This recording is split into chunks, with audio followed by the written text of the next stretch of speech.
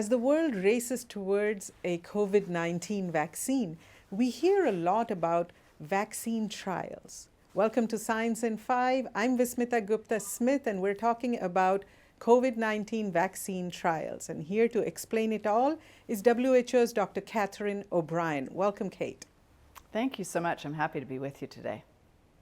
Kate, explain to me phase 1 and phase 2 of vaccine trials. What are we looking for? What are we testing for? Phase 1 trials are the small trials that are the first time that a new vaccine is being evaluated in humans.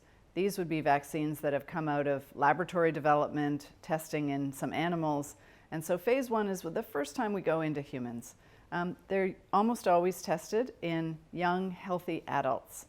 And the purpose of phase 1 trials, where we're testing usually in tens, perhaps up to 100 people, is to evaluate the dose of the vaccine to try and get that right.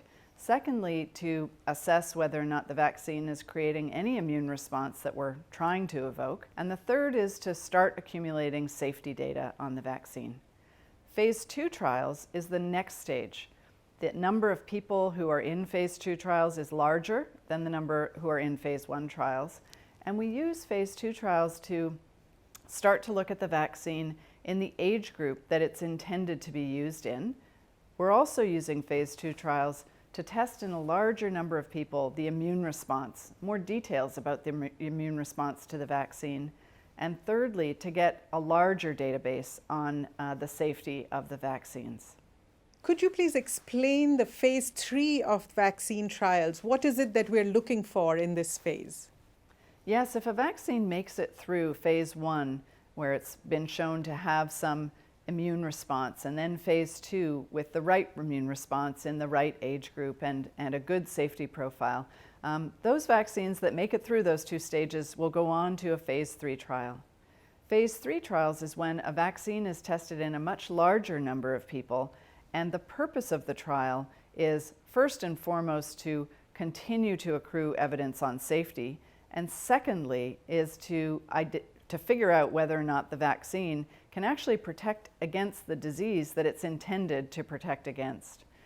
Those phase 3 trials, as are phase 2 trials, are developed in a way where some people get the vaccine and some people get another product that is not the vaccine that's being studied. Sometimes it's called a placebo. And we compare the disease events in people who got the vaccine and people who didn't get the vaccine.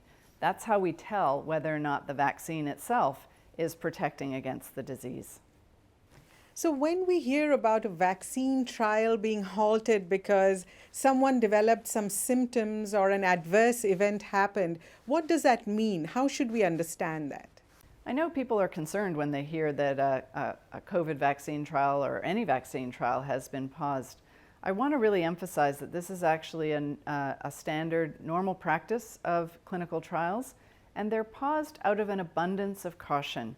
If there's somebody in the trial who has developed symptoms or an illness, a disease that was either unexpected or is of a significant nature.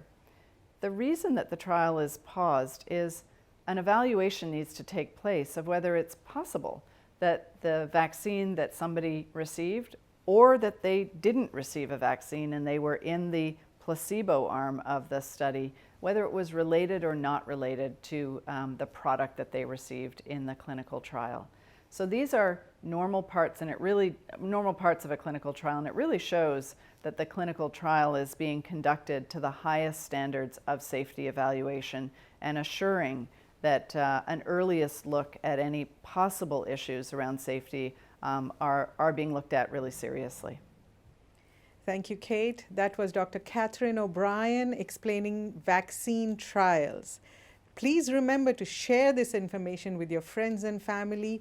Be the source of scientific and evidence-based information for your network. Until next time then, stay safe, stay healthy, and stick with science.